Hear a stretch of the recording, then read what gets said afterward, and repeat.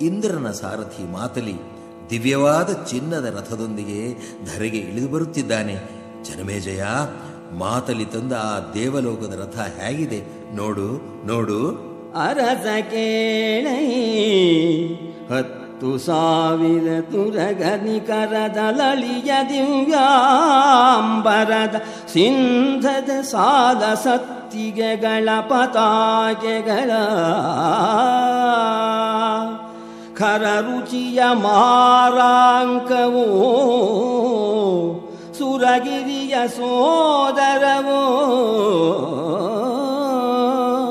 ಖರ ರುಚಿಯ ಮಾರಾಂಕವೋ ಸುರಗಿರಿಯ ಸೋದರವೋ ಮೃಗಾಂಕನ ಮರುದಲೆಯೋ ಮೇಣೆನಲು ರಥ ಹೊಳೆದುದು ಇಳಿದುದಂಬರದಿ.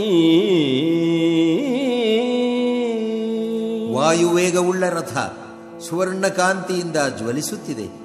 ಕಣ್ಣುಗಳನ್ನು ಕೋರೈಸುವ ಕಾಂತಿಯುಳ್ಳ ರಥ. ಕತ್ತಿ, ಗದೆ, ಪ್ರಾಸ, ಶಕ್ತಿ ಮುಂತಾದ ವಿವಿಧ ಆಯುಧಗಳು, ದಿವ್ಯ ಪ್ರಭೆಯುಳ್ಳ ವಿದ್ಯುತ್ತುಗಳು, ವಜ್ರಾಯುಧ, ಸಿಡಿಲಿನಂತೆಯೂ ಮೇಘದಂತೆಯೂ ಧ್ವನಿಗೈಯುವ ವಾಯುತಂತ್ರವುಳ್ಳ ಆಯುಧಗಳಿಂದ ತುಂಬಿದ ರಥ. ಅರ್ಜುನನಿಗೆ ಅಚ್ಚರಿ. ರಾಜಸೂಯ ಯಾಗ ಮಾಡಿದ ಚಕ್ರವರ್ತಿಗಳು ಏರಿ ಹೋದ ರಥವನ್ನು ತಾನು ಏರಿ ಹೋಗುತ್ತಿರುವ ಇದು ಮಹಾಭಾಗ್ಯವಲ್ಲವೇ? ಮಾತಲಿ, ಎಂಥ ಪುಣ್ಯವಂತ ನಾನು ಎಂದು ಕೇಳುತ್ತಿದ್ದಾನೆ ಅರ್ಜುನ. ಬಲ್ಲರಾರದನು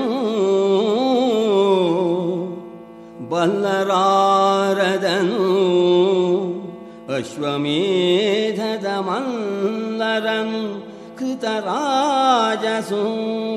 ಬಲ್ಲರೇ ಕಡೆಬೀಡ ಕೋಟೆಯ ಗುಡಿಯ ಬೊಡ್ಡಿಯರ ಎಲ್ಲಿ ಅಮರಾವತಿ ನರಾಧಮರೆಲ್ಲಿ ನಾವು ಎಲ್ಲಿ ಅಮರಾವತಿ ನರಾಧಮರೆಲ್ಲಿ ನಾವು ಈಶ್ವರನ ಕರುಣದ ಭುಂಲವಣೆಯಲಿ ಭಾಗ್ಯನು ಈಶ್ವರನ ಕರುಣದ ಭುಂಲವಣೆಯಲಿ ಭಾಗ್ಯನು ಎಂದನು ನಗುದ ಗಣಿಪಾಥ.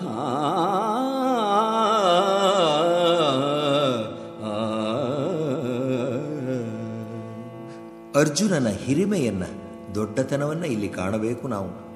ಎಂಥ ಸುಸಂಸ್ಕೃತನಾಗಿದ್ದ ಅವನು ಎಂಬುದಕ್ಕೆ ಅವನ ನಡವಳಿಕೆ ಸಾಕ್ಷಿ. ಶಿವನನ್ನು ಕಾಣುವ ಭಾಗ್ಯವನ್ನು ಕರುಣಿಸಿದ ಇಂದ್ರಕೀಲ ಪರ್ವತಕ್ಕೆ ಕೃತಜ್ಞತೆಯನ್ನು ಸಲ್ಲಿಸುತ್ತಿದ್ದಾನೆ. ಅವನಿಗೆ ಫಲ ಕಂದಮೂಲಗಳನ್ನು ಕೊಟ್ಟಂತಹ ಗಿಡ ಮರಗಳಿಗೆ ಕೃತಜ್ಞತೆಯನ್ನು ಸಲ್ಲಿಸುತ್ತಾನೆ. ಅಲ್ಲಿ ವಾಸವಾಗಿದ್ದ ಮುನಿಜನಕ್ಕೆ ಅಭಿನಂದನೆ ಸಲ್ಲಿಸುತ್ತಿದ್ದಾನೆ.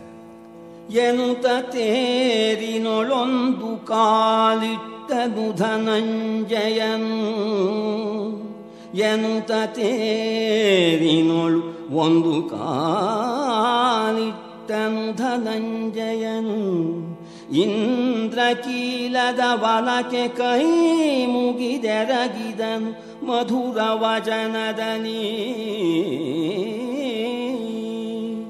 ಮುನಿಜನವೇ ಪರ್ವದವೇ ಪಂಕಜವನವೇ ತರುಲತೆ ಗುಂಬ ಖಗ ಮೃಗವನಚರವೇ ನಾ ಹೋಗಿ ಬಗೆನೇ ಮುನಿಜನವೇ ಪರ್ವತವೇ ಪಂಕಜವನವೇ ತರುಲತೆ ಗುಂಬ ಖಗ ಮೃಗವನಚರವೇ ನಾ ಹೋಗಿ ಬಗೆನೇ ನಿಮ್ಮನುಜ್ಞೆಯಲಿ.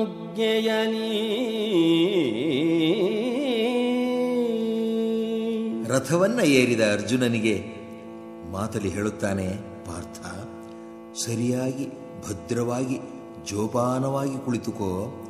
ವಾಯುವೇಗದಲ್ಲಿ ಈ ರಥ ದೇವಲೋಕದತ್ತ ಹೊರಡುತ್ತದೆ ಎನ್ನುತ್ತಾನೆ. ಎಂದು ರಥವೇರಿದನು ಪಾರ್ಥ ಪುರಂದರನ ಸಾರಥಿ ಗುಣೌಘವನೊಂದು ನಾಲಗೆಯಿಂದ ಹೊಗಳಿದ ನಾಥನಂಜಯನ ಗೊಂದಣದ ವಾಘೆಗಳನ್ನೆಲ್ಲವನೊಂದುಗೂಡಿ ಕಿರೀಟಿ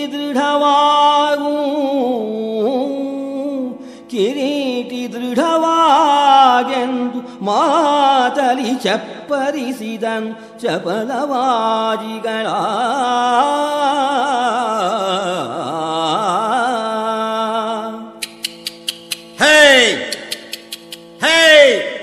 ಎಂದು ಚಪ್ಪರಿಸುತ್ತಾನಂತೆ ಮಾತಲಿ. ರಥ ಸ್ವರ್ಗದತ್ತ ಹೊರಡೋಣ, ಅರ್ಜುನ ಅರ್ಜುನ ಎನ್ನುತ್ತಾನಂತೆ.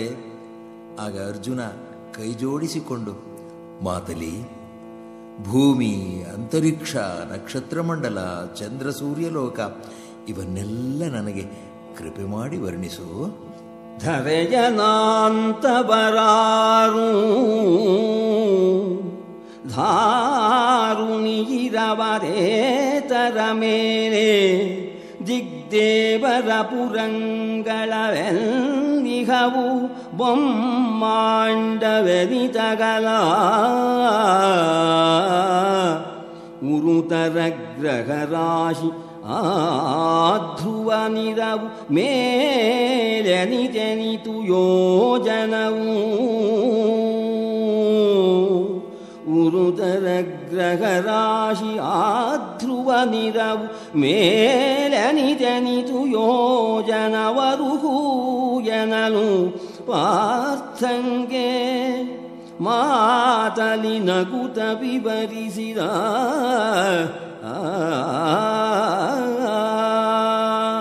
ಸಂತೋಷದಿಂದ ಹೇಳುತ್ತಾನೆ ಮಾತಲಿ, ಜನಮೇಜಯ, ಇಂದ್ರನ ಸಾರಥಿ ಶಿವನನ್ನ ಮನಸ್ಸಿನಲ್ಲಿ ಧ್ಯಾನಿಸಿ ಶ್ರೀಮನ್ನಾರಾಯಣ ಪಾಲಿಸುವ ಈ ವಿಶ್ವದ ಚರಿತ್ರೆಯನ್ನು ಹೇಳುತ್ತಾನೆ. ಕೇಳು ನೀನೆಲೆ ಪಾರ್ಥ, ರಾಮಾಲೆಗಳ ವಿವರವನು. ಕೇಳು ನೀನೆಲೆ ಪಾರ್ಥ, ರಾಮಾಲೆಗಳ ವಿವರವನು. ರವಿರಥ ಕಾಲ ಚಕ್ರವನೈತಿ ಗಗನಾಂಗಣದಿ ಚರಿಗಿ ಬುಧ ನೀಲೆಯಿಂದ ಅಬುರೋದರನು ಸಲೆ ಪಾಲಿಸುವ ಲೋಕಗಳನ್ನು ಎಂದು ಅವಶೂಲಿಯಂಘ್ರಿಯ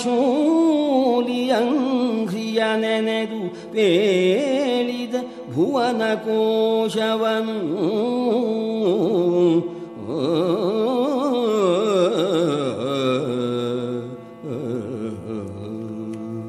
ಅರ್ಜುನ, ಭೂಮಿಗೆ ಹತ್ತಿರದಲ್ಲಿ ಇರುವ ಅತಳ, ವಿತಳ, ಸುತಳ, ತಳಾತಳ, ಮಹಾತಳ ಲೋಕಗಳು, ಎಲ್ಲಕ್ಕೂ ಕೆಳಗೆ ಇರುವ ಪಾತಾಳ ಲೋಕ, ಈ 7 ಲೋಕಗಳನ್ನು ಇಲ್ಲಿಂದ ನೋಡು ಎಂದು ಹೇಳಿ ಅವು ಒಂದೊಂದು 10,000 ಯೋಜನೆ ವಿಸ್ತಾರದ್ದು ಎನ್ನುತ್ತಾನೆ.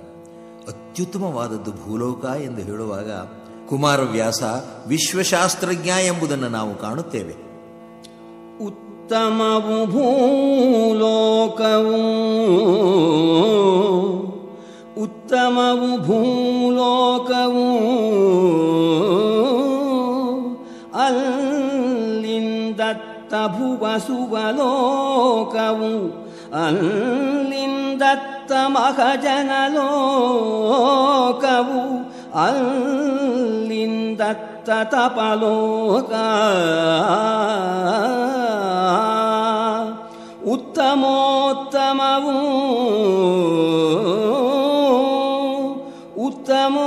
ಉತ್ತಮೋತ್ತಮವು ಇವಕ್ಕೆ ಮೇಲನ ಸತ್ಯಲೋಕಾದಿಗಳ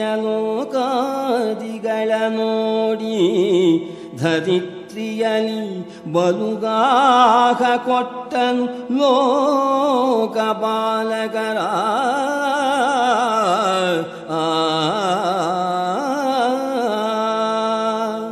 ಅಲ್ಲಿಂದ ಮೇಲೆ ಭುವರ್ಲೋಕ, ಸುವರ್ಲೋಕ, ಇನ್ನೂ ಮೇಲೆ ಮಹೋಲೋಕ, ತಪೋಲೋಕಗಳು, ಇವೆಲ್ಲಕ್ಕೂ ಮೇಲಿನವು ಸತ್ಯಲೋಕ. ಇದು ಸರ್ವೋತ್ತಮವಾದ ಲೋಕ. ಪಾರ್ಥ, ಭಗವಂತನ ಆವಾಸ ಸ್ಥಾನ, ಭಗವಂತನೇ ಸತ್ಯ, ಸತ್ಯವೇ ಭಗವಂತ ಎಂದು ಹೇಳಿ ಮಾತಲಿಯು ನಕ್ಷತ್ರ ಲೋಕಗಳನ್ನು ತೋರಿಸುತ್ತಾ ಭೂಮಿಯಿಂದ ನೋಡುವ ಅಸಂಖ್ಯ ನಕ್ಷತ್ರಗಳು ಜನ ತಮ್ಮ ಪುಣ್ಯಕರ್ಮಗಳಿಂದ ಬೆಳಗುತ್ತಿರುವ ನಕ್ಷತ್ರಗಳೇ ಎನ್ನುತ್ತಾನೆ ಮಾತಲಿ. ಭೂಮಿಯನ್ನ ಆದಿಶೇಷ ಹೊತ್ತಿದ್ದಾನೆ, ಆತನನ್ನ ಕಮಠ ಹೊತ್ತಿದ್ದಾನೆ. ಅಷ್ಟು ಭಾರವನ್ನು ಪರಾಶಕ್ತಿ ಹೊತ್ತಿದ್ದಾಳೆ, ತನ್ನ ಲೀಲೆಯಿಂದ ಹೊತ್ತಿದ್ದಾಳೆ. ಧಾರುಣಿಯನಖ ತಾಳ್ದನು, ಧಾರುಣಿಯನಖ ತಾಳ್ದನು, ಆತನ ವೀರ ಕಮಠನು ಹೊತ್ತನು. ಅನಿತರ ಭಾರವನು ನಿಜ ಶಕ್ತಿ ಧರಿಸಿಗಳು, ಒಂದು ಲೀಲೆಯಲಿ. ಅರ್ಜುನ, ಪರ್ವತ ಕಾಡುಗಳನ್ನು ಧರಿಸಿರುವ ಭೂಮಿಯು ಮುಳುಗಿಬಿಡುವುದೋ ಎಂದು 8 ದಿಗ್ಗಜಗಳು ಭೂಮಿಯನ್ನು ಹೊತ್ತು ನಿಂತಿವೆ. ತೋರಗಿರಿಗಳ ಬೆರಸಿದಿಳೆ ತಾನೀರೊಳದ್ದುವದೆಂದು,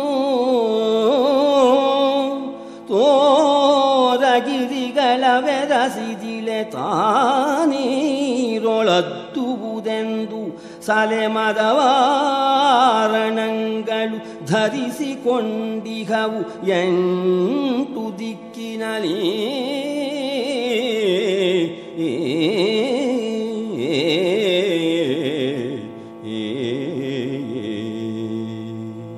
ಸೂರ್ಯನಂತೆ ಜ್ವಲಿಸುವ ಅಸಂಖ್ಯ ಗಂಧರ್ವರು, ಸಿದ್ಧರು, ಗುಹ್ಯಕರು, ಋಷಿಗಳೂ ಮೊದಲಾದವರು ತಾವು ಮಾಡಿದ ಪುಣ್ಯಕರ್ಮಗಳಿಂದ ಸ್ವಯಂ ಪ್ರಕಾಶಿತರಾಗಿ ಬೆಳಗುತ್ತಿದ್ದುದನ್ನು ಅರ್ಜುನ ಕಂಡ. ವಿಮಾನವು ಸ್ವರ್ಗದ್ವಾರವನ್ನು ತಲುಪುತ್ತಲೇ 4 ಶಿಖರಗಳಿಂದ ಕೂಡಿದ ಕೈಲಾಸಗಿರಿಯಂತಿದ್ದ ಐರಾವತ ಎಂಬ ಹೆಸರಿನ ಆನೆಯನ್ನು ಕಂಡ. ಸ್ವರ್ಗಕ್ಕೆ ಹೋಗುವವರು ಎಂಥವರು, ಯಾವ ಪುಣ್ಯ ಕಾರ್ಯ ಮಾಡುವವರು ಸ್ವರ್ಗ ಸುಖವನ್ನು ಅನುಭವಿಸುತ್ತಾರೆ ಎಂದು ಮಾತಲಿ ಸ್ವರ್ಗಸ್ಥರಾಗಿರುವ ಅಮರರು ಹಲವರ ಹೆಸರು ಹೇಳುವಾಗ ಪುಣ್ಯ ಕಾರ್ಯದ ಮಹತ್ವವನ್ನು ಅರಿತರೂ ಅವುಗಳನ್ನು ಮಾಡದೇ ಇರುವ, ಪಾಪ ಕಾರ್ಯಗಳ ಅರಿವು ಚೆನ್ನಾಗಿ ಇದ್ದರೂ ಅವುಗಳಲ್ಲೇ ತೊಡಗುವ ನಮ್ಮಂತಹ ಜನಸಾಮಾನ್ಯಕ್ಕೆ ಎಚ್ಚರಿಕೆಯ ಮಾತನ್ನು ಆಡುತ್ತಿದ್ದಾನೋ ಎಂದು ಅನಿಸದೇ ಇರುವುದಿಲ್ಲ. ಭೂಮಿಯಲ್ಲಿ ಅಪರೂಪವಾಗಿ ದೈವಕೃಪೆಯಿಂದ ದೊರಕುವ ಮನುಷ್ಯ ಜನ್ಮವನ್ನು ಎತ್ತಿದ ಪಲವಿಧ ಜನರು ಭೂವಲಯದನಿ ಸುಕೃತಿಗಳು ನಾನಾ ವಿಧದ ಜಪಯಜ್ಞದಾನ ತಪೋವಿಧಾನದಲೊದಗಿದವರನ್ ಪಾರ್ಥನೋಡೆಲ್ಲ. ಜಪ, ಯಜ್ಞ, ದಾನ, ತಪಸ್ಸುಗಳಲ್ಲಿ ನಿರತರಾಗಿದ್ದವರನ್ನ ಇಲ್ಲಿ ನೋಡು ಪಾರ್ಥ, ಇಲ್ಲಿ ನೋಡು. ಈತ ಭೂತದಯೆಯಲಿ ನಡೆವನಿ ತೋರ್ಪಾತನು, ನಿರ್ಮಲ ಸತ್ಯಭಾಷಿತನೀತ ತೀರ್ಥವಿಹಾರಿ ಸಜ್ಜನನೀತ ಗುಣೀತ. ಈತ ನಿರ್ಮತ್ಸರನ್ ಅಸೂಯಾತೀತನಿವನು ಅತಿ ವಿಪ್ರಪೂಜಕನೀತ. ಈತ ಮಾತಾಪಿತರ ಭಕ್ತನ್ ಪಾರ್ಥನೋಡೆಲ್ಲ.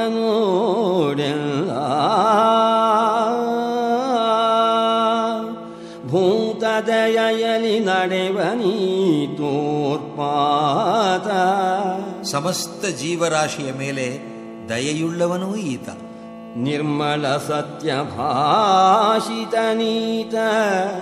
ಯಾರಿಗೂ ನೋವಾಗದಂತೆ, ಯಾರ ಮೇಲೂ ಕ್ರೋಧ ಇಲ್ಲದೆ ಸತ್ಯವನ್ನೇ ನುಡಿಯುವ ಮಹಾನುಭಾವ ಈತ. ಈತ ತೀರ್ಥ ವಿಹಾರಿ. ಈತ ಇದೋ ಇವನನ್ನು ನೋಡು, ಹಲವು ಪುಣ್ಯಕ್ಷೇತ್ರಗಳಿಗೆ ಹೋಗಿ ತೀರ್ಥ ಸ್ನಾನ ಮಾಡಿ ಲೋಕಾನುಭವವನ್ನು ಪಡೆಯುವವನು. ಸಜ್ಜನನೀತ. ಈತ ಸಜ್ಜನಿಕೆಯೇ ಘನೀಭೂತದಂತೆ ಇದ್ದ ಪುಣ್ಯಾತ್ಮ. ಗುಣೀತ. ಸದ್ಗುಣಗಳ ಗಣಿ ಇವನು. ಈತ ನಿರ್ಮತ್ಸರನು. ಇದು ಇಲ್ಲಿರುವಾತ ನಿರ್ಮತ್ಸರ, ಯಾರ ಮೇಲೂ ಮಾತ್ಸರ್ಯ ಇಲ್ಲದೆ ಎಲ್ಲರನ್ನೂ ಪ್ರೀತಿಸುವಾತ. ಅಸೂಯಾತೀತನಿವನು, ಇದು ಇಲ್ಲಿ ಅಸೂಯೆಯಿಂದ ಮುಕ್ತನಾಗಿದ್ದ ಮಹಾತ್ಮ. ಅತಿ ವಿಪ್ರಪೂಜಕನೀತ, ಬ್ರಹ್ಮಜ್ಞಾನಿಗಳಾಗಿದ್ದ ವಿಪ್ರರನ್ನ ಕಂಡು ಗೌರವಿಸಿ ಆದರವನ್ನು ತೋರಿಸುತ್ತಿದ್ದ ಮಹಾನುಭಾವ ಇವನು. ಈತ ಮಾತಾ ಪಿತರ ಭಕ್ತನು ಪಾರ್ಥನೋಡ,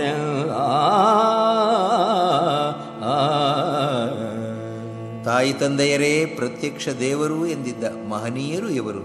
ಇದು ಇಲ್ಲಿರುವವರು. ಪಾರ್ಥ, ಮನುಷ್ಯ ಜನ್ಮ ದುರ್ಲಭ. ಅದು ದೊರೆತಿರುವಾಗ ಸದುಪಯೋಗ ಪಡಿಸಿಕೊಂಡು ವರ್ತಿಸುವವರು ಸ್ವರ್ಗವನ್ನ ಐದುತ್ತಾರೆ. ಮಾನವ ಜನ್ಮ ದೊಡ್ಡದು, ಹಾನಿ ಮಾಡಬಾರದು ಇದನ್ನು.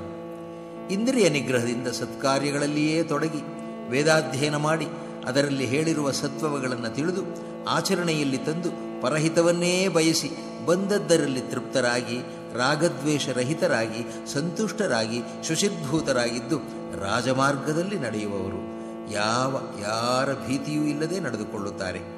ಅದು ಅಂಥವರು ಇಲ್ಲಿದ್ದಾರೆ. ಈತನಿಂದ್ರಿಯ ವಿಜಯೀ, ಈತನಿಂದ್ರಿಯ ವಿಜಯೀ ಸತ್ಕೃತನೀತನು, ಇವ ವೇದಾಧ್ಯಯನ ಪರನು, ಈತ ಪರಹಿತನು, ಇವ ಯಥಾಲಾಭೈಕ ಸಂತೋಷಿ.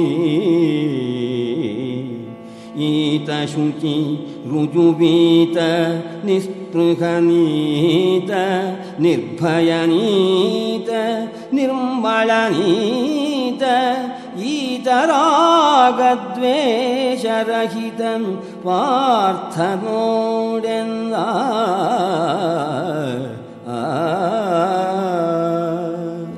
ಅಲ್ಲಿ ಅರ್ಜುನ, ಅಲ್ಲಿ ಸ್ವರ್ಗದ್ವಾರದ ಉತ್ತರದಲ್ಲಿ ತಾರಾಮಂಡಲದಲ್ಲಿ ಸ್ವಯಂ ಪ್ರಕಾಶಿತರಾಗಿ ಇದ್ದಾರಲ್ಲ, ಅವರು ವೀರ ಕ್ಷತ್ರಿಯರಾಗಿದ್ದು ಸತ್ಯ ಧರ್ಮ ನ್ಯಾಯಪರರಾಗಿ ನಿಸ್ವಾರ್ಥ ಸೇವಾ ಮನೋಭಾವದಿಂದ ಪ್ರಜೆಗಳ ಸೇವೆಯಲ್ಲಿ ನಿರತರಾಗಿದ್ದವರು, ಅರಸರು, ರಾಜಸೂಯಯಾಗವನ್ನು ಮಾಡಿ ಚಕ್ರವರ್ತಿಗಳಾಗಿದ್ದವರು.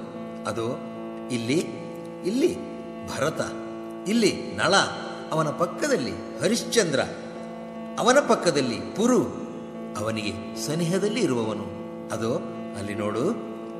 ಈತ ಭರತನು ದೂರದಲ್ಲಿ ತೋತ್ಪಾತನು ಹರಿಶ್ಚಂದ್ರ, ಈತ ಭರತನು ದೂರದಲ್ಲಿ ತೋತ್ಪಾತನು ಹರಿಶ್ಚಂದ್ರ, ನಳನೃಗರೀತಗನು ಪುರುಕುತ್ಸನೀತ, ಈತ ಮರುತ್ತನು ಬನೀತ. ಇಲ್ಲಿದ್ದಾರಲ್ಲ ನಹುಷ, ದಿಲೀಪ, ರಘು, ದಶರಥ, ಶಂತನು, ಸೂರ್ಯವಂಶದ ವಿಖ್ಯಾತರು ಇವರು ಪಾರ್ಥ. ಈತ ಹೈಹಯ ದುಂದುಮಾರಕನೀತ, ನಹುಷ ದಿಲೀಪ ದಶರಥನೀತ, ಈತ ರಘು ತಾನೀತ ಶಂತನು, ದಶರಥನೀತ, ಈತ ರಘು ತಾನೀತ ಶಂತನು ಪಾರ್ಥನೋಡೆಲ್ದ.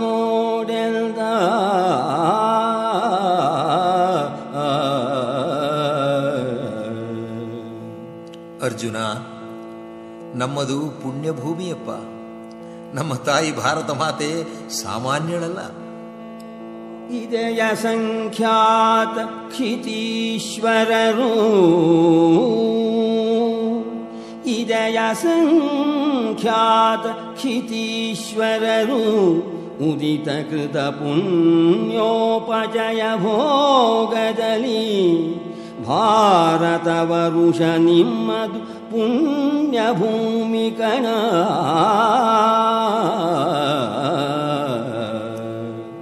ಆಕೆಯ ಗರ್ಭದಿಂದ ಬಂದಿರುವ ಮಹಾತ್ಮರು, ಋಷಿಗಳು, ಮುನಿಗಳು, ವೀರ ಮಹಿಳೆಯರು, ಆದರ್ಶ ಮಹಿಳೆಯರು, ತತ್ವಜ್ಞಾನಿಗಳು, ವಿಜ್ಞಾನಿಗಳು, ಕಲಾವಿದರು, ಯತಿಗಳು, ಯಜ್ಞ ಯಾಗಾದಿಗಳನ್ನು ನೆರವೇರಿಸಿರುವವರು ಬಹುಮಂದಿ ಇದ್ದಾರೆ ಪಾರ್ಥ, ಬಹುಮಂದಿ ಇದ್ದಾರೆ ನೋಡು. ಇದರೊಳಗೆ ಜಪಯಜ್ಞದಾನಾಭ್ಯುದಯ ವೈದಿಕ ಕರ್ಮನಿಷ್ಠರ ಪದವಿಗಳ ಪರುಠವಣೆಯನ್ ಕಲಿಪಾರ್ಥ ನೋಡೆಂದ.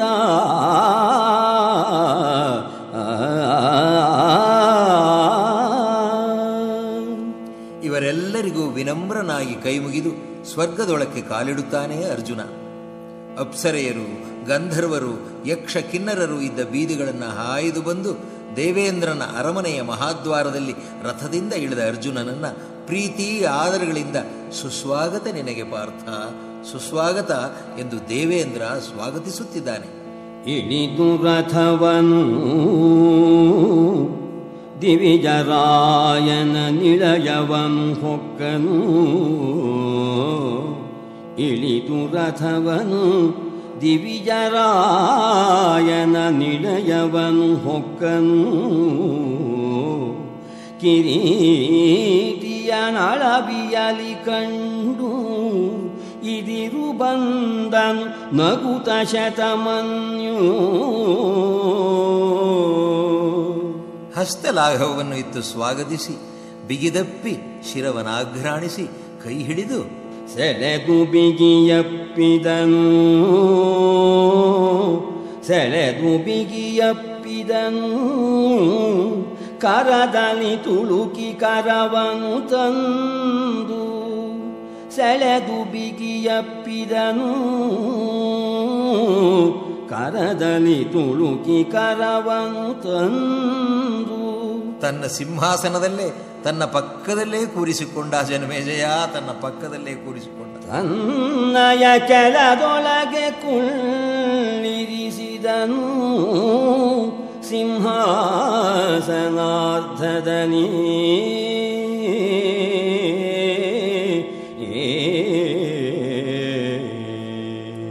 ಜನಮೇಜಯ ಭೂಪಾಲ, ಹೇಳ ಹೊರಟರೆ ರೋಮಾಂಚನವಾಗುತ್ತದೆ. 100 ಅಶ್ವಮೇಧ ಯಾಗಗಳನ್ನು ಮಾಡಿದವನಿಗೆ ಮಾತ್ರವೇ ಕೂರಲು ಅವಕಾಶ ಇರುವ ದೇವೇಂದ್ರನ ಸಿಂಹಾಸನವನ್ನ 100 ಪೊಸುಗೆಡಹಿಗೆ ಸುರೇಂದ್ರನ್ ಮಾರುವನು ಗದ್ದುಗೆಯ. ಏನು ಮಾಡದೆ ಸೂರೆಗೊಂಡು ಬಿಟ್ಟನಯ್ಯ ನಿನ್ನ ಮುತ್ತಜ್ಜ ಅರ್ಜುನ. ಬರಿದೇ ಸೂರೆಗೊಂಡನು ಸುರಪತಿಯ ಸಿಂಹಾಸನದ ಸಿರಿಯ. ಕೃತ, ತ್ರೇತ, ದ್ವಾಪರ ಈ 3 ಯುಗಗಳಲ್ಲಿ ಈವರೆಗೆ ಈ ಪಾರ್ಥನ ಸಮರು ಇಲ್ಲ ಜನಮೇಜಯ, ಇಲ್ಲ. 3 ಯುಗದ ರಸುಗಳೊಳು ಈತಗೆ ತೋರಲೆಣೆಗಿಲ್ಲ. 3 ಯುಗದ ರಸುಗಳೊಳು ಈತಗೆ ತೋರಲೆಣೆಗಿಲ್ಲ ಎನನು ಶಕ್ರನ 100 ಮಡಿ ತೇಜದಲ್ಲಿ ತೊಳಗಿದನು ಕಲಿಪಾರ್ಥ. ಇಂದ್ರನಿಗೂ ಮಿಗಿಲಾದ ಪ್ರಭೆಯಿಂದ ಜ್ವಲಿಸುತ್ತಿದ್ದನಂತೆ ಅರ್ಜುನ. ಬೇಡವೇ, ಶಿವನ ಅಪ್ಪುಗೆಯನ್ನು ಪಡೆದವನು, ಪಾರ್ವತಿಯ ಕೃಪೆಯನ್ನು ಗಳಿಸಿದವನು. ಪಾರ್ಥನಿಗಾಗಿ ಸಕಲ ವಿಧ ಸೌಕರ್ಯ ಇರುವ ಸೌಧವು ಸಿದ್ಧವಾಗಿದ್ದಿತು. ಅರ್ಜುನ ಅಲ್ಲಿ ತಂಗಿದ. ಇದೇ ಸಭೆಯಲ್ಲಿ ನಡೆಯುತ್ತಿದ್ದ ಸಭೆ ಸಮಾರಂಭಗಳಿಗೆ ಅರ್ಜುನನಿಗೆ ವಿಶೇಷ ಆಹ್ವಾನ, ವಿಶೇಷ ಗೌರವ. ಇಂದ್ರ ತನ್ನ ಸಿಂಹಾಸನದ ಅರ್ಧದಲ್ಲೇ ಅರ್ಜುನನನ್ನು ಕೂರಿಸಿಕೊಳ್ಳುತ್ತಿದ್ದ. ವಾತ್ಸಲ್ಯಭರಿತನಾಗಿ ಪಾರ್ಥನ ಮೈದಡವುತ್ತಿದ್ದ. ನಡೆಯುವ ಕಾರ್ಯಕಲಾಪಗಳನ್ನು ಹೇಗೆ ಇಷ್ಟಪಡುತ್ತಿದ್ದಾನೆ ಎಂಬುದನ್ನು ಸೂಕ್ಷ್ಮವಾಗಿ ಗಮನಿಸುತ್ತಿದ್ದ ಇಂದ್ರ. ಯಾವುದರ ಮೇಲೆ ಅರ್ಜುನನಿಗೆ ಅಪೇಕ್ಷೆ ಇದೆ ಎಂದು ತೋರುತ್ತಿದ್ದವೋ ಅಂಥವನ್ನ ಮೇಲಿಂದ ಮೇಲೆ ಏರ್ಪಡಿಸುತ್ತಿದ್ದ. ನಾಟ್ಯದಲ್ಲಿ, ಸಂಗೀತದಲ್ಲಿ ಅರ್ಜುನನಿಗೆ ಹೆಚ್ಚು ಅಭಿರುಚಿ ಇದ್ದಿತು ಎಂಬುದನ್ನು ಗಮನಿಸಿದ ದೇವೇಂದ್ರ. ಒಂದು ದಿನ ದೇವಲೋಕದಲ್ಲಿ ಪ್ರಸಿದ್ಧನಾಗಿದ್ದ ಗಂಧರ್ವ ವೇದ ಪಾರಂಗತನೂ ಸಂಗೀತ ನಾಟ್ಯ ಕಲೆಯ ಕೋವಿದನೂ ಆಗಿದ್ದ ಅಮರರಿಗೆ ಆಚಾರ್ಯನಾಗಿದ್ದ ಚಿತ್ರಸೇನನನ್ನು ಕರೆದು ಅರ್ಜುನನಿಗೆ ಸಂಗೀತ ನಾಟ್ಯದಲ್ಲಿ ಶಿಕ್ಷಣ ಕೊಡಬೇಕು ಎಂದು ಹೇಳಿದ. ಚಿತ್ರಸೇನ ಕಲಿಸಿದ. ಅರ್ಜುನ ಬೇಗ ಬೇಗ ಕಲಿತ. ವಿಶೇಷ ಆಸಕ್ತಿಯಿಂದ ಕಲಿತ. ಏಕಸಂಧಿಗ್ರಾಹಿ ಪಾರ್ಥ. ಕಲೆ ಸಿದ್ಧಿಸಿತು ಅವನಿಗೆ. ಹೀಗೆ ಕೆಲವು ಕಾಲ ಕಳೆಯಿತು. ಪಾರ್ಥನ ಗೌರವಾರ್ಥ ದೇವೇಂದ್ರ ಒಂದು ಸಂಜೆ ವಿಶೇಷ ಸನ್ಮಾನ ಸಮಾರಂಭವನ್ನು ಏರ್ಪಡಿಸಿದ. ಸಾಂಸ್ಕೃತಿಕ ಕಾರ್ಯಕ್ರಮಗಳನ್ನು ಇಡಲಾಗಿತ್ತು. ಅತಿ ಗಣ್ಯರು ಬರುತ್ತಿದ್ದಾರೆ. ಸ್ವರ್ಗದ ಸುರಸುಂದರಿಯರೂ ಎನಿಸಿಕೊಂಡಿದ್ದ ತಿಲೋತ್ತಮೆ, ರಂಭೆ, ಘೃತಾಚಿ ಮೊದಲಾದ ಸ್ತ್ರೀರತ್ನರೂ ಬರುತ್ತಿದ್ದಾರೆ. ವರತಿಲೋತ್ತಮೆ ರಂಭೆ ಮಧುರಸ್ವರೆ ಘೃತಾಚಿ ಸುಕೇಶಿ ಗೌರೀಶ್ವರಿ ವರೂಥಿನಿ ಪೂರ್ವ ಚಿತ್ತಿ ಸುಲೇಖೆ ಚಿತ್ರರಥಿ ಸುರಭಿಗಂಧಿನಿ ಚಾರುಮುಖಿ ಸೌಂದರ್ಯ ನಿಧಿಯೂರ್ವಶೀ ಸುರಭಿಗಂಧಿನಿ ಚಾರುಮುಖಿ ಸೌಂದರ್ಯ ನಿಧಿಯೂರ್ವಶಿ ಸುಲೋಚನೆ ಸುರಸಯನಿ ವಂಗನೆಯರೈದಿತು ಕೋಟಿ ಸಂಖ್ಯೆಯಲಿ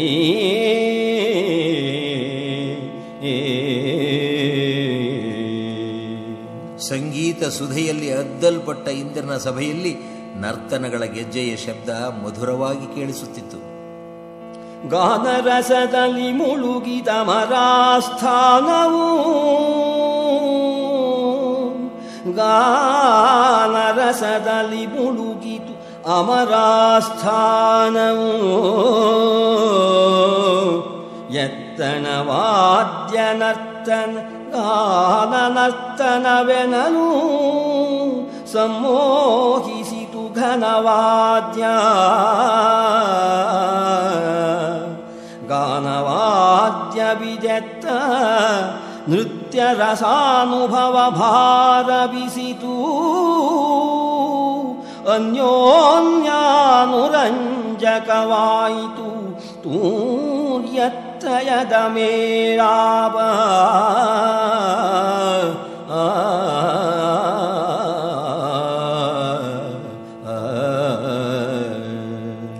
ಸಾಮೂಹಿಕ ನೃತ್ಯ ನಡೆಯುತ್ತಿದೆ. ಅರ್ಜುನ ನೋಡುತ್ತಿದ್ದಾನೆ. ನಾಟ್ಯವಿದ್ಯಾ ವಿಶಾರದರು ಎನಿಸಿಕೊಂಡ ಹೃನ್ಮನಗಳನ್ನು ಅಪಹರಿಸುವ ಭುವನ ಮೋಹಿನಿಯರು ಪಾತ್ರವಹಿಸಿದ್ದಾರೆ. ಯವಯಿಕ್ಕದೆ ನೋಡುತ್ತಿದ್ದ ಅರ್ಜುನ ಹೇಗಿದ್ದ? ಮಾನುಷ ನೃತ್ಯವಾದ್ಯ ಸುಗೇಯ ರಸದಲ್ಲಿ ಮುಳುಗಿ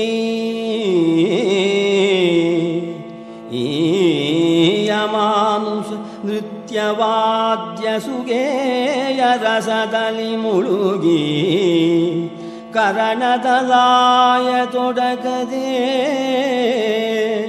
ಕರಣದಲಾಯ ತೊಡಕದೆ ಪಾರ್ಥನಿದ್ದನು ಧೈರ್ಯ ಶಿಖರದಲ್ಲಿ. ವಿಚಲಿತನಾಗದೆ ಇಂದ್ರಿಯಗಳ ಮೇಲೆ ಸಂಪೂರ್ಣ ಹತೋಟಿಯಲ್ಲಿದ್ದ. ಕರಣದಲಾಯ ತೊಡಕದೆ ಕರಣದಲಾಯ ತೊಡಕದೆ ಪಾರ್ಥನಿದ್ದನು ಧೈರ್ಯ ಶಿಖರದಲ್ಲಿ. ಈ ಯುವತಿ ಯಾರಿರಬಹುದು? ಅಪ್ಪ, ಮನ್ಮಥನ ಕೂರಲಗಿನಂತೆ ಇದ್ದಾಳೆ. ಈ ಯುವತಿ ತಾನವಳು, ಈ ಯುವತಿ ತಾನವಳು, ಕುಸುಮಾಯುಧನ ಖಂಡೆಯವಳ ಮಧಮಾಯೇಯನುತ ಊರ್ವಶಿಯನು ಎವೆಯಿಕ್ಕದೆ ನಿರೀಕ್ಷಿಸಿದ.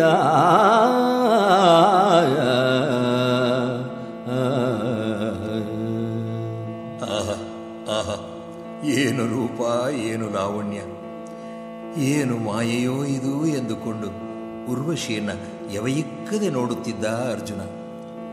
ನೃತ್ಯ ಕಾರ್ಯಕ್ರಮದಲ್ಲಿ ಭಾಗವಹಿಸಿದ ಊರ್ವಶಿ, ರಂಭೆ, ಮೇನಕೆ, ತಿಲೋತ್ತಮೆ ಮೊದಲಾದ ಕಲಾವಿದೆಯರಿಗೆಲ್ಲ ದೇವೇಂದ್ರ ಪಾರಿತೋಷಕಗಳನ್ನು ಕೊಟ್ಟು ಮೆಚ್ಚುಗೆ ವ್ಯಕ್ತಪಡಿಸಿದ. ಸಮಾರಂಭಕ್ಕೆ ಬಂದಿದ್ದವರೆಲ್ಲ ಅವರವರ ಮನೆಗಳಿಗೆ ಹಿಂತಿರುಗಿದರು. ಜನಮೇಜಯ, ಕೇಳು, ಅತ್ತ ಅರ್ಜುನನನ್ನ ಅವನಿಗಾಗಿಯೇ ಸಿದ್ಧಪಡಿಸಿದ್ದ ಬೀಡಾರಕ್ಕೆ ಕಳುಹಿಸಿಕೊಟ್ಟು ಇತ್ತ ದೇವೇಂದ್ರ ಸುರಪನಿತ್ತನು ಚಿತ್ರಸೇನನ ಕರೆಸಿದನು. ಸುರಪನಿತ್ತನು ಚಿತ್ರಸೇನನ ಕರೆಸಿದನು. ಫಲುಗುಣನ ಭಾವವನರುಹಿದನು. ನಮ್ಮೂ ವಶಿಯ ಕಳುಹೆಂದು ನೇಮಿಸಿದ.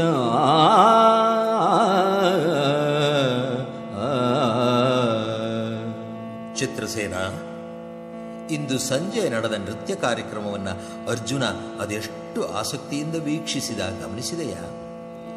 ತಿಲೋತ್ತಮೆ, ರಂಭೆ, ಘೃತಾಚಿ, ಸುಕೇಶಿ, ಗೌರೀಶ್ವರಿ, ಪೂರ್ವಚಿತ್ತಿ, ಸುಲೇಖೆ, ಚಿತ್ರರಥಿ, ಸುರಭಿಗಂಧಿನಿ, ಚಾರುಮುಖಿ, ಎಷ್ಟು ಮಂದಿ ಸುರ ಸುಂದರಿಯರು ಆಡಿದರು.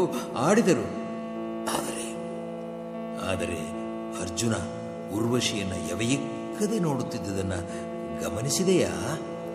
ಇನಿ ಬರಿವೆ ರಂಭಾದಿ ಸೀಮಂತಿನಿಯರೊಳಗೆ ಊರ್ವಶಿಯೊಳಾದುದು ಮನಧನಂಜಯನ.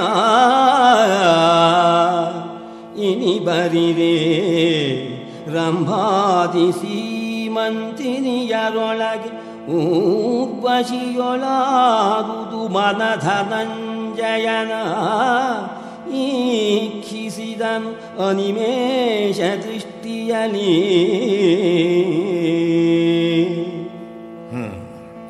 ಚಿತ್ರಸೇನ, ಉರ್ವಶಿಯನ್ನ ಅರ್ಜುನನಲ್ಲಿಯೇ ಕಳುಹಿಸಿಕೊಡು. ವನಿತೆಯನು ಕಳುಹೇಳು ನೀನು, ವನಿತೆಯನು ಕಳುಹೇಳು ನೀನೆಂದೆನೆ. ಎನ್ನೋಣ, ಹಾಗೆಯೇ ಆಗಲಿ ಪ್ರಭು ಎಂದು ಚಿತ್ರಸೇನ ಹೇಳಿ ಉರ್ವಶಿಯ ಮನೆಗೆ ಬಂದ. ಹಸಾದವೆನುತ್ತ ದೇವಾಂಗನೆಯ ಭವನಕ್ಕೆ ಬಂದನೀತನು ಹರಿಯನೇ ಮದನಿ. ಅರಮನೆಯಿಂದ ಚಿತ್ರಸೇನ ಬಂದಿದ್ದಾನೆ ಎಂದು ಸಖಿ ಹೇಳಿದಳು. ಉರ್ವಶಿ ಬರಮಾಡಿಕೊಂಡು ವಸ್ತ್ರಾಭರಣಾದಿ ಉಡುಗೊರೆ ಕೊಟ್ಟಳು. ಕರ್ಪೂರದ ಭರಣಿ ಇದ್ದ ತಾಂಬೂಲ ವೀಳ್ಯಾದಿಗಳನ್ನು ಇತ್ತಳು. ಇದೆಲ್ಲ ನೃತ್ಯಗಾರ್ತಿಯರು, ಗಾಯಕಿಯರು ಮಾಡುವ ರೂಢಿ ಸಂಪ್ರದಾಯ. ಕುಮಾರವ್ಯಾಸ ಇಂಥ ಸಂಪ್ರದಾಯ ಆಚರಣೆಗಳನ್ನು ಕಾವ್ಯದಲ್ಲಿ ತಿಳಿಸಲು ಮರೆತಿಲ್ಲ. ಉರ್ವಶಿ ಚಿತ್ರಸೇನನನ್ನ ಬಂದ ಕಾರ್ಯವೇನು ಅನ್ನುವುದನ್ನು ಕೇಳುವ ಪರಿಯನ್ನು ನೋಡಬೇಕು. ಇಲ್ಲಿ ನಿನ್ನನ್ನು ಅಣಕಿಸುವುದಕ್ಕೆ ಕೇಳುತ್ತಿದ್ದೇನೆ ಎಂದು ಅಂದುಕೊಳ್ಳಬೇಡ ಚಿತ್ರಸೇನ. ದೇವರಾಜ ಇಂದ್ರ ವಹಿಸಿರುವ ಕೆಲಸವೋ ಅಥವಾ ನೀನೇ ಯಾವುದಾದರೂ ಕೆಲಸವನ್ನು ಕೊರಳಿಗೆ ಕಟ್ಟಲು ಬಂದಿದ್ದೀಯೋ ಹೇಳು. ಅನಕವನ್ನಿದು ರಾಜನಟ್ಟಿದ ಮಣಿಹವು ನಿಜ ಕಾರ್ಯ ಗತಿಗಳ ಕುಣಿಗೆಯೋ. ರಾಜನಟ್ಟಿದ ಮಣಿಹವು ನಿಜ ಕಾರ್ಯ ಗತಿಗಳ ಕುಣಿಕೆಯೋ. ಕರ್ತವ್ಯವಾವುದು ನಿಮಗೆ ನಮ್ಮಲ್ಲಿ ಗುಣಭರಿತ ಹೇಳು. ಕರ್ತವ್ಯವಾವುದು ನಿಮಗೆ ನಮ್ಮಲ್ಲಿ ಗುಣಭರಿತ ಹೇಳೆನಲು. ಬಂದಿರುವ ಉದ್ದೇಶ ಏನು? ಗುಣಭರಿತ ಚಿತ್ರಸೇನ, ನಾ ಏನು ಮಾಡಬೇಕು ಈಗ ಹೇಳು ಅನ್ನೋಣ. ಚಿತ್ರಸೇನನ ಮುಖದಲ್ಲಿ ನಸುನಗೆ ಮೂಡಿತಂತೆ, ನಾಚಿಕೆಯಾಯಿತಂತೆ. ಸುತ್ತಿ ಬಳಸಿ ಹೇಳುತ್ತಾನಂತೆ ಈ ಮಾತನ್ನ. ನಸುನಗೆ ಕುಣಿಗೆ ಮುಖದಲ್ಲಿ ಮಾನಿನಿಗೆ ಬೆಂಟಣಿಸಿ ಲಜ್ಜಾಭರದಿ ನುಡಿದನು ದೂತನೀ ಮಾತ.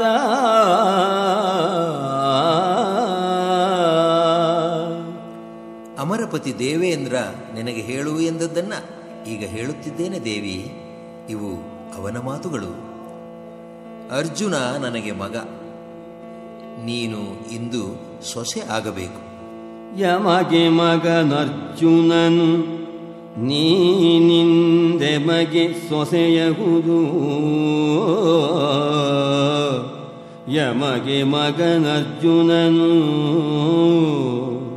ನೀನಿಂದೆಮಗೆ ಸೊಸೆಯಹುದು ಆದನಂತಸ್ತಿಮಿರವನು ಕಳೆ ನಿನ್ನ ಕುಜಯುಗ ಕಾಂತಿ ಲಹರಿಯಲಿ ಆತನಂತಸ್ತಿಮಿರವನು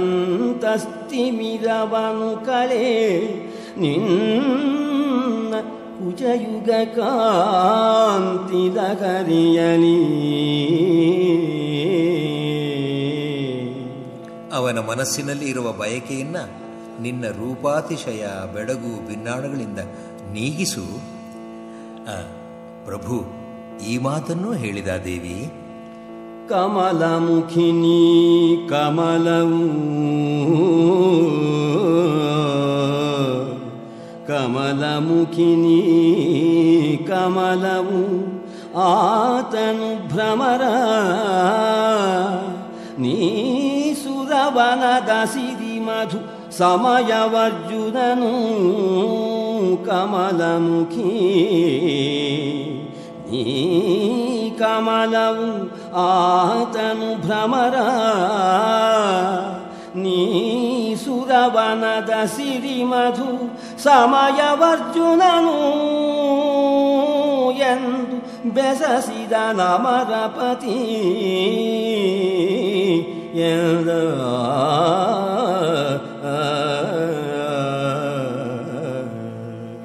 ಕಮಲಮುಖಿ ನೀನು ಕಮಲ. ಕಮಲಮುಖಿನಿ ಕಮಲವು ಅರ್ಜುನ ಭ್ರಮರ ಆತನು ಭ್ರಮರ ಅಮರಾಧೀಶನ ವನಶ್ರೀ ನೀನು. ನೀ ಸುರವನದ ಸಿರಿ ಅರ್ಜುನನು ಮಧು ಸಮಯ ಮಧು ಸಮಯವರ್ಜುನನು ಎಂದು ಬೆಸಸಿದ ನಮರಪತಿ ಎಂದ.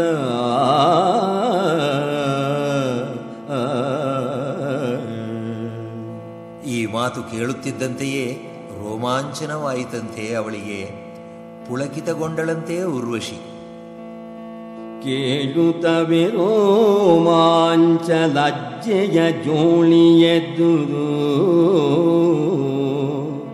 ಕೇಳುತ್ತವೆ ರೋಮಾಂಚ ಲಜ್ಜೆಯ ಜೋಳಿಯೆದ್ದುದು ಝೋಂಪಿಸಿತು ಪುಳಕಾಳಿ ಭಯವನು ಪಂಟಿಸಿದುದನುರಾಗದ ಅಭಿಮಾನ. ಲಜ್ಜೆಯಿಂದ ಮುಖ ತಗ್ಗಿತಂತೆ, ಕಾಲ ಹೆಬ್ಬೆರಳಿನಿಂದ ನೆಲವನ್ನ ಕೆರೆದಳಂತೆ, ಕೆನ್ನೆಗಳು ಕೆಂಪೇರಿದವಂತೆ. ಅನುರಾಗದ ಅಭಿಮಾನ ಎಂಬುದು ಮನದಲ್ಲಿ ಮೂಡಿದ ಭಯವನ್ನು ಸುತ್ತುಗಟ್ಟಿತಂತೆ. ಮನಸ್ಸಿನಲ್ಲಿ ಮೇಲೆ ಮೇಲೆ ಉಕ್ಕಿ ಬಂದ ಅಭಿಲಾಷೆ ಅಂಥ ಅನುಭವಿ ಉರ್ವಶಿಯ ಧೈರ್ಯವನ್ನೇ ಅಲುಗಾಡಿಸಿಬಿಟ್ಟಿತಂತೆ. ಸಂತೋಷ ಭರಿತಳಾಗಿ ಉತ್ತರ ಕೊಡಲಾರದೆ ಕ್ಷಣಕಾಲ ತಬ್ಬಿಬ್ಬಾಗಿ ತಲೆಬಾಗಿಸಿ ನಿಂತು ಬಿಟ್ಟಳಂತೆ. ಮೇಲೆ ಮೇಲಭಿಲಾಷೆ ಧೈರ್ಯವ ಚಾಳವಿಸೆ ಪರಿತೋಷ ಪೂರಣದ ಏನು ಮುಳುಗಾಯಿತು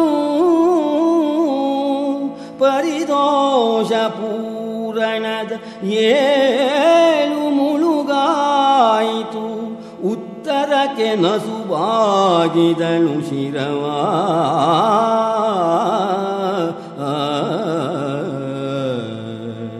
ಅಬ್ಬಬ್ಬ, ಕವಿಯ ಸಾಮರ್ಥ್ಯವನ್ನು ಇಲ್ಲಿ ನೋಡಬೇಕು ನಾವು. ತೀರ ಸಾಮಾನ್ಯದ ಸಂದರ್ಭ ಇದು. ಉರ್ವಶಿ ದೇವಲೋಕದಲ್ಲಿ ಹೆಸರಾಂತ ನರ್ತಕಿ. ಇಂದ್ರನ ಸಭೆಯಲ್ಲಿ ಇರುವ ಖ್ಯಾತ ನರ್ತಕಿಯರಲ್ಲಿ ಒಬ್ಬಾಕೆ.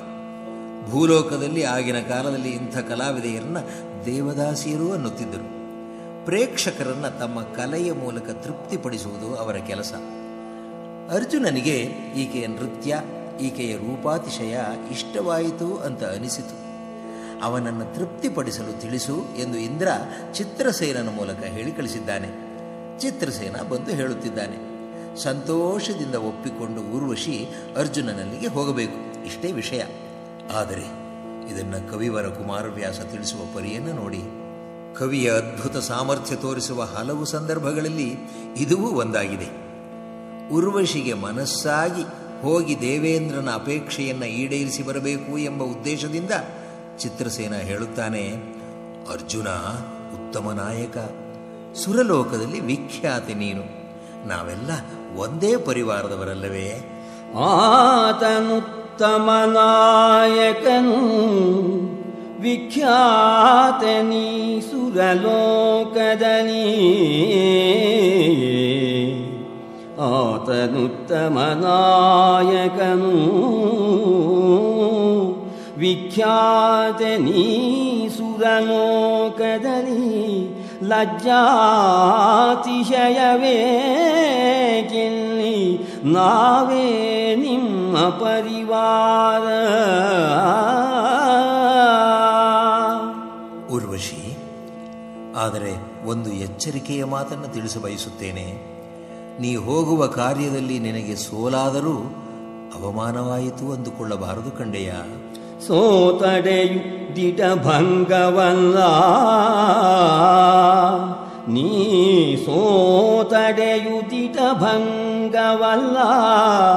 ಯಾಕಂದರೆ ಜಗದ್ವಿಖ್ಯಾತರಾದ ನಳ, ನಹುಷ, ಭರತ, ಯಯಾತಿ, ನೃಪಾದಿ ರಾಜ ಮಹಾರಾಜರುಗಳು ಎಲ್ಲರಿಗಿಂತ ಶ್ರೇಷ್ಠನಾದಂಥವನು ಅರ್ಜುನ. ಪುರಾತನದ ನಳ, ನಹುಷ, ಭರತ, ಯಯಾತಿ ನೃಪರೊಳಗೆ ಈತನಗಳನ್ನು, ಪುರಾತನದ ನಳ, ನಹುಷ, ಭರತ, ಯಯಾತಿ ನೃಪರೊಳಗೆ ಈತನಗಳನ್ನು ಅಬಲ ಕೇಳೆಂದ.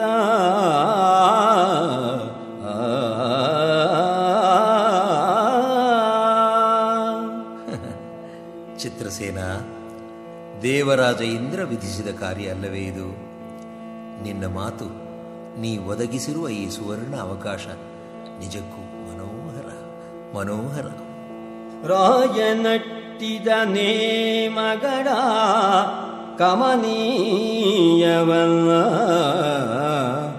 ರಾಯನಟ್ಟಿದ ನೇಮಗಳ ಕಮನೀಯವಲ್ಲ.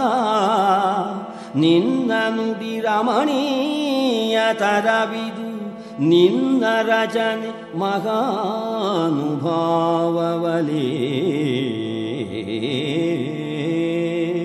ನನಗೆ ಒಪ್ಪಿಗೆ, ನೀ ಹೋಗಿ ಬಾ. ಆಯಿತಿದು ನೀ ಹೋಗೆನುದಲಿ, ಆಯಿತಿದು ನೀ ಹೋಗೆನುದಲಿ. ಉರ್ವಶಿಯು ಆನಂದ ತುಂದಿಲಳಾಗಿ ಪುಳಕಿತಗೊಂಡು ಸಂಭ್ರಮದಿಂದ ಹೊರಡಲು ಸಿದ್ಧಳಾಗುವ ಮುನ್ನ ಮನಸ್ಸಿನಲ್ಲೇ, ಅಬುಜಾಯತಾಕ್ಷಿ ಮಹೋತ್ಸವದಿ ನಾರಾಯಣನ ಮೈದುನನ ಬರೆದನು ಚಿತ್ತಭಿತ್ತಿಯಲಿ.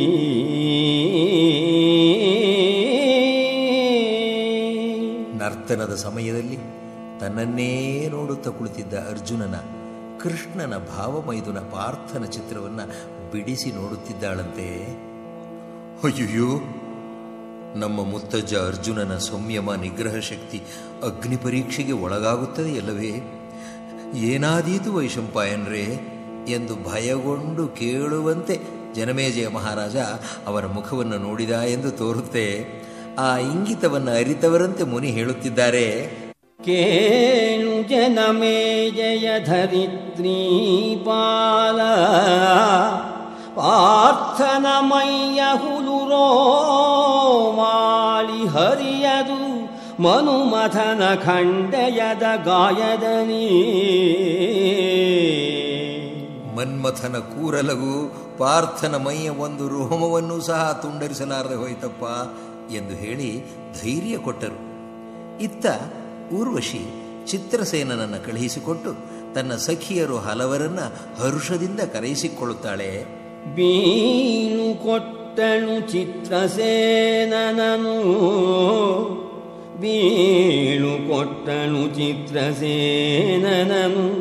ಆಲತಾಂಗಿ ಸಹಸ್ರ ಸಂಖ್ಯೆಯ ಖೇಳ ಮೇಳದ ಸತಿಯರನ್ನು ಕರೆಸಿದಳು ಹರುಷದಲ್ಲಿ. ಸ್ನಾನ ಮಾಡಿದಳು, ಸುಗಂಧ ದ್ರವ್ಯಗಳನ್ನು ಪೂಸಿಕೊಂಡಳು, ದಿವ್ಯಾಭರಣಗಳನ್ನು ತೊಟ್ಟಳು. ಸಖಿಯರು ಹಲವರು ಉರ್ವಶಿಯನ್ನ ಸಿಂಗರಿಸಿದರು. ವನಜಲೋಚನೆ ಮಾಡಿದಳು ಮಜ್ಜನವನು, ವನಜಲೋಚನೆ ಮಾಡಿದಳು ಮಜ್ಜನವನು. ಅಮಳದು ಕೂಲ ಪರಿಮಂಡನದಲೆಸೆದಳು ವಿವಿಧ ರತ್ನಾಭರಣ ಶೋಭೆಯಲಿ. ತನಗೆ ಭರಣಿಗಳನು ಲೇಪನವ ತಂದರು, ತನಗೆ ಭರಣಿಗಳನು ಲೇಪನವ ತಂದರು. ವಿಳಸದ ಧಿವಾಸನೆಯ ಕುಸುಮದ ಮೊಗ್ಗೆಯಲಿ ರಚಿಸಿದರು ಸಿರಿಮುಡಿಯ.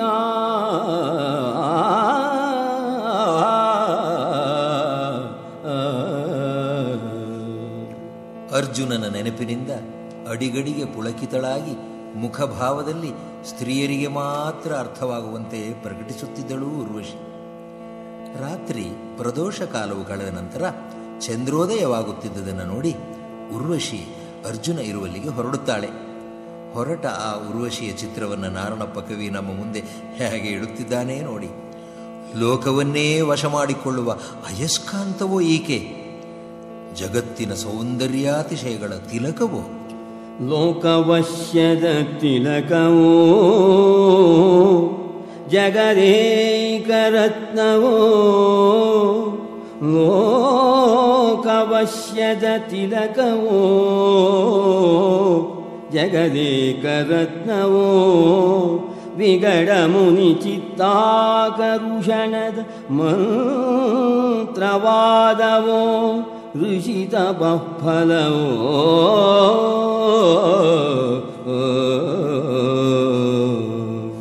ಲೋಕ ಸೌಂದರ್ಯೈಕ ಸರ್ಗವೋ, ನಾಕ ಸುಖ ಸಾಕಾರವೋ. ಲೋಕ ಸೌಂದರ್ಯೈಕ ಸರ್ಗವೋ, ನಾಕ ಸುಖ ಸಾಕಾರವೋ. ರೂಪೈಕ ತಾಣವೋ, ರೂಪೈಕ ತಾಣವೋ. ಚಿತ್ರವಾಯಿತು ಉರ್ವಶಿಯ ಬರವಿನಲಿ.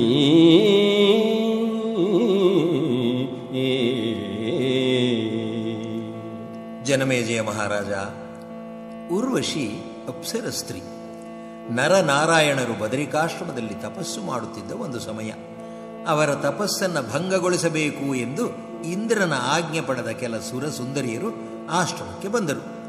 ಆಗ ನಾರಾಯಣ ಋಷಿ ತನ್ನ ತೊಡೆಯನ್ನು ಕೆರೆಯಲಾಗಿ ಲೋಕೋತ್ತರ ಸೌಂದರ್ಯವತಿಯೊಬ್ಬಳ ಸೃಷ್ಟಿ ಆಯಿತು.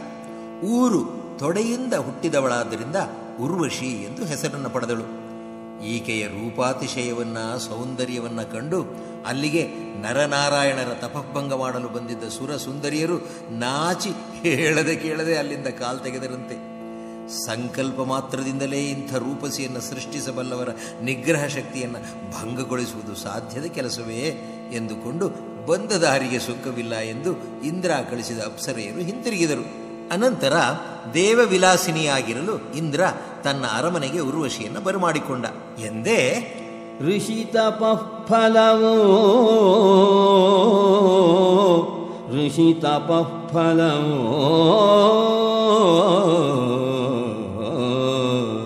ಋಷಿಯ ತಪಸ್ಸಿನ ಫಲ ಈಕೆ ಅನ್ನುತ್ತಾನೆ ಕವಿ ನಾರಣಪ್ಪ.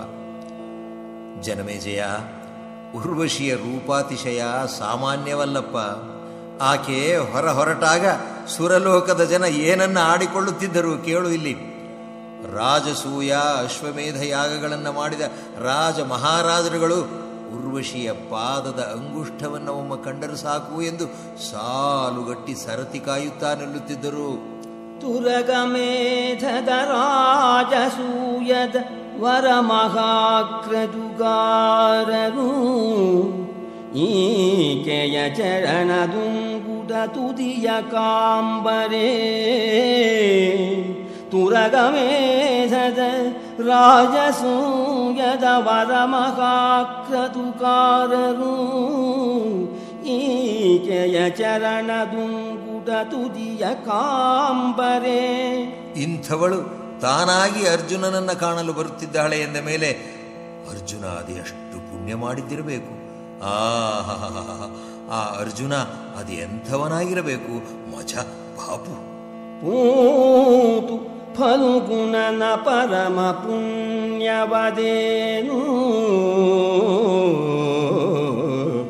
ಫಲ್ಗುಣನ ಪರಮ ಪುಣ್ಯವದೇನು, ತಾನಿದ್ದರ ಮನೆಗೆ ಸತಿ ಬಂದಳು, ತಾನಿದ್ದರ ಮನೆಗೆ ಸತಿ ಬಂದಳು.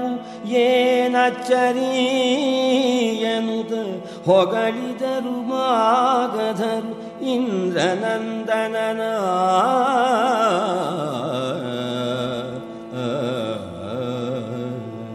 ಹಾಗೆ ಹೇಳಿ ಕೆಲವರು ಅರ್ಜುನನನ್ನು ಹೊಗಳಿದರೆ, ಇನ್ನು ಕೆಲವರು ನೋಡಿ ಹೇಗೆ ಹೇಳುತ್ತಿದ್ದಾರೆ. ಉರ್ವಶಿಗೆ ಇರಲಿ ಅವಳ ದಾಸಿಯರಿಗೆ ಸೇವಕಿಯರಿಗೆ ಭತ್ಯ ಕೊಡುವ ಯೋಗ್ಯತೆ ಸೋಮಯಜ್ಞ ಮಾಡಿದವರಿಗೆ ಸಹ ಇಲ್ಲ, ಸೋಮಯಜ್ಞ ಮಾಡಿದವರಿಗೆ ಸಹ ಇಲ್ಲ. ಧರಣಿಪದಿ ಕೇಳು ಅವರ ತೊತ್ತಿರ ಹೊರಗೆಲಸದವದಿರ ಪಸಾಯಿತೆಯರಿಗೆ ಪದಿಗವನೀಡಸಲ್ಲರು ಸೋಮಯಾಜಿಗಳು. ಅಯ್ಯೋ, ನೀವೇನನ್ನುತ್ತಿದ್ದೀರಿ? ವರುಣ ದೇವೇಂದ್ರಾದಿ ದಿಕ್ಪಾಲಕರ ಮಕ್ಕಳು ಒಮ್ಮೆ ಒಂದು ಸಲ ಈಕೆಯ ಮುಖ ಕಂಡರೆ ಸಾಕು ಎಂದು ಇವಳ ಮನೆಯ ಬಾಗಿಲಲ್ಲಿ ವರ್ಷಗಟ್ಟಲೆ ಕಾಯುತ್ತಾ ನಿಂತು ನಿರಾಶರಾಗುತ್ತಾರೆ ಎಂದರೆ ಹೇಗಿದಿರಬೇಕು ಈಕೆ, ಹೇಗಿದ್ದಿರಬೇಕು? ವರುಣ ಸೂನು ಜಯಂತ ನಳಕೂಬರರು ಸಮಯವನೊಮ್ಮೆ ಕಾಣದೆ ವರುಷವೋಲೈಸುವರು ಸೌಧದ ದಾರವಟ್ಟದಲ್ಲಿ. ಹೀಗೆಲ್ಲ ಜನ ಆಡಿಕೊಳ್ಳುತ್ತಿದ್ದರಂತೆ. ಜನಮನದ ಸಂಕಲೆವನೆಯೋ ಲೋಚನ ಮೃಗದ ತಡೆವೇಂಟೆ ಕಾದಿಯೋ. ಜನಮನದ ಸಂಕಲೆವನೆಯೋ ಲೋಚನ ಮೃಗದ ತಡೆವೇಂಟೆ ಕಾತಿಯೋ. ಮನುಮಥನ ಸಂಜೀವನೌಷಧಿಯೋ ಮಹಾದೇವ. ಮನಸಿ ಜನ ಮಾರಾಂಕ ಕಾಮುಕ ಜನರ ಜೀವಾರ್ಥಕ್ಕೆ ವಿಭೂ. ಮನಸಿ ಜನ ಮಾರಾಂಕ ಕಾಮುಕ ಜನದ ಜೀವಾರ್ಥಕ್ಕೆ ವಿಭುವೆಂದೆನಿಸಿದ ಊರ್ವಶಿ ಬಂದಳು ಅರ್ಜುನ ದೇವನರ ಮನೆಗೆ.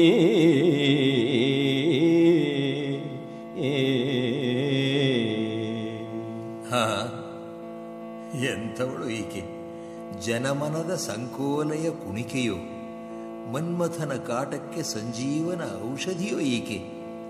ಕಾಮುಕ ಜನರ ಆಸೆಯನ್ನು ಸ್ಮರಣ ಮಾತ್ರದಿಂದಲೇ ಪೂರೈಸುವಂತಹ ರೂಪಸಿ ಉರ್ವಶಿ. ಅಪ್ಸರೆಯರಲ್ಲಿ ಶ್ರೇಷ್ಠಳು ಎಂದು ಹೆಸರು ಪಡೆದಿದ್ದ ಈ ಗರುವೆ ಅರ್ಜುನನಿದ್ದ ಮನೆಯೊಳಕ್ಕೆ ಕಾಲಿಡುತ್ತಿದ್ದಾಳೆ. ಬಾಗಿಲಲಿ ಬಾಗಿಲಲಿ ನಿಂದರು ಸೋಗೆಗಣ್ಣ ಬಲೆಯರು. ಬಾಗಿಲಲಿ ಬಾಗಿಲಲಿ ನಿಂದರು ಸೋಗೆಗಣ್ಣ ಬಲೆಯರು. ಸಜ್ಜೆಯ ಬಾಗಿಲಲಿ ಚಾಮರದ ಹಡಬದ ಚಪಲೆಯರು ಸಹಿತ. ಆಗರುವೆ ಹೊಕ್ಕಳು ಆಗರುವೆ ಮರುವೆ ಹೊಕ್ಕಳು ಮಹಾಹಿಯ ಭೋಗ ತಲ್ಪದ ಹರಿಯೊಲಿಗ ಶತಯಾಗ ಸುತನನು ಕಂಡಳಂಗನೇ ಮಹಾಹಿಯ ಭೋಗ ತಲ್ಪದ ಹರಿಯೊಲಿಗ ಶತಯಾಗ ಸುತನನು ಕಂಡಳಂಗನೆ ಮಣಿಯ ಮಂಚದಲ್ಲಿ. ಶತಕೃತುವಿನ ಅಂಶದಿಂದ ಜನಿಸಿದ ಅರ್ಜುನ ಹಾಸಿಗೆಯ ಮೇಲೆ ಪವಡಿಸಿದ್ದುದನ್ನು ಕಂಡಳು ಉರ್ವಶಿ ಎನ್ನುತ್ತಾರೆ ವೈಶಂಪಾಯನರು. ಮಂಚದ ಮೇಲೆ ಮಲಗಿದ್ದ ಅವನ ಅಂಗೋಪಾಂಗಗಳ ಮೇಲೆ ಕಣ್ಣು ಹಾಯಿಸುತ್ತಾಳೆ ಉರ್ವಶಿ. ಪದ್ಮಿನಿ ಜಾತಿಯ ಸ್ತ್ರೀ ಆಕೆ. ಆಕೆಯ ಮೈಯಿಂದ ಹೊರಟ ಪರಿಮಳ ಅರ್ಜುನನ ಶಯನಾಗಾರದಾದ್ಯಂತ ವ್ಯಾಪಿಸಿತು. ಈಕೆಯ ಮುಖದ ಕಾಂತಿ, ಈ ಪರಿಮಳ ಇವೆರಡೂ ಸೇರಿ ಅರ್ಜುನನ ನಿದ್ದೆ ತಿಳಿಯುವಂತಾಯಿತು ಎನ್ನುತ್ತಾನೆ ಕವಿ. ಸುಖಭಾರದಲ್ಲಿ ಸಂಭ್ರಮಗೊಂಡ ಅರ್ಜುನ ಕಣ್ಣು ಬಿಟ್ಟ. ತಿಳಿದುದೀತನ ನಿದ್ರೆ ತಿಳಿದುದೀತನ ನಿದ್ರೆ ಕರಣಾವಳಿಯ ಪರಮ ಪ್ರೀತಿ ರಸದಲ್ಲಿ ಮುಳುಗಿ